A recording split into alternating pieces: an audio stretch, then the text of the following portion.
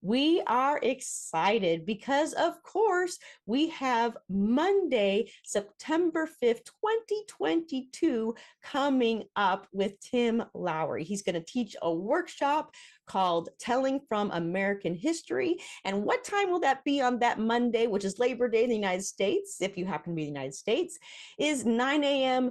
to 10:30 a.m. Mountain Time. But don't worry, there is a link down there at storycrossroads.org/all-things-story with a time zone converter. It doesn't matter where you are in the world, but we are excited, Tim.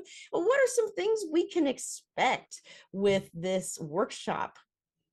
Well, when people ask me, what do we need to know for telling stories from American history? I say, well, the short answer to that question is when a person was born and when they died, and the story is why.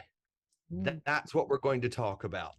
And I think there's probably a number of reasons people come into this world and exit this world, or the time that they're allotted to be on this planet. And those are always fascinating stories. So we're going to talk about where you find those stories and how you dig them out and how you highlight certain aspects of a person's life from history. And you have really delved deep into history your whole time that I'm aware of being a professional storyteller, which has been a long time now. And you also have done things like tours in your city there. Can you tell me about your love of history? Sure. When I was a little boy, my dad, I was raised in Kentucky, but my dad was a native of Florida. And he was afraid that all I would know was Mickey Mouse.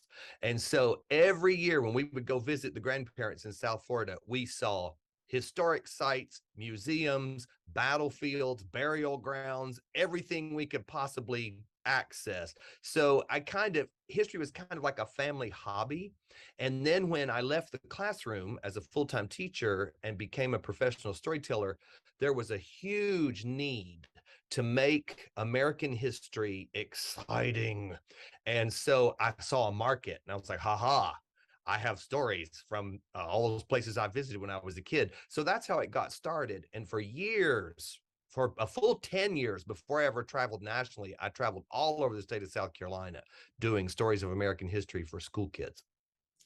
And I noticed that you tend to be in garb for things, but sometimes you tell stories of history as you might say your regular self. Can you tell me more about deciding which way that you go when you are telling stories from history?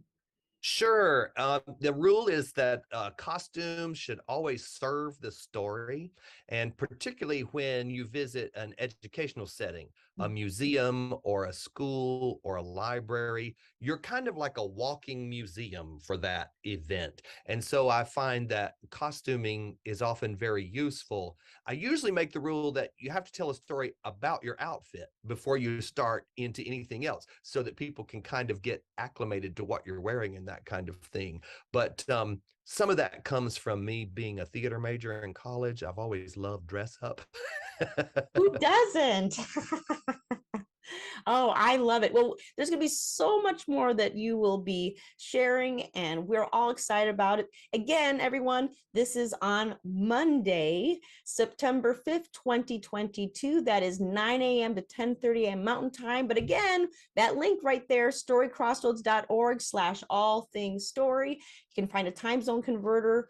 And of course, you're going to want to save your spot as soon as possible. And until we tell again.